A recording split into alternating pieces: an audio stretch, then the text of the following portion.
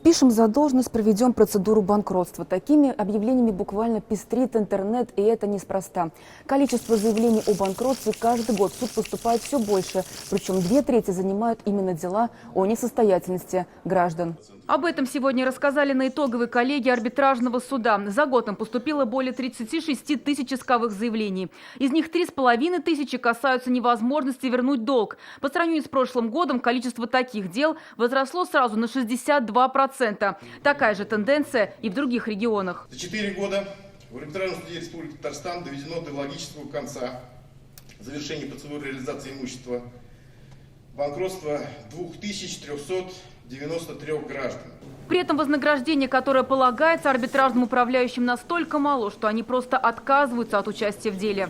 В результате возникают серые схемы оплаты за услуги. В ситуации, когда при рассмотрении дела о банкротстве будет установлено недобросовестное поведение должника, суд в соответствии со статьей 213.28 Закона о банкротстве вправе в определении о завершении реализации имущества должника указать на неприменение правил об освобождении гражданина от исполнения долговых обязательств. На проблему роста дел о несостоятельности граждан и организаций обратил внимание и Рустам Минниханов. Он отметил, в таких случаях необходимо учитывать интересы обеих сторон – и должников, и кредиторов. В первую очередь это касается своевременной выплаты заработной платы.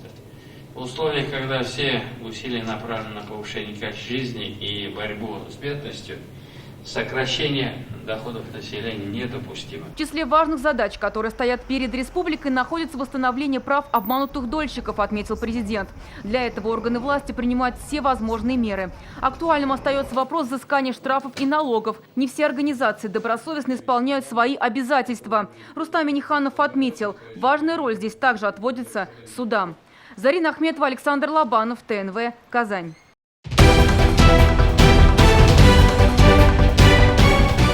Все новости дня, выпуски программы «Новости Татарстана», программы и фильмы на сайте tnv.ru и на YouTube-канале ТНВ.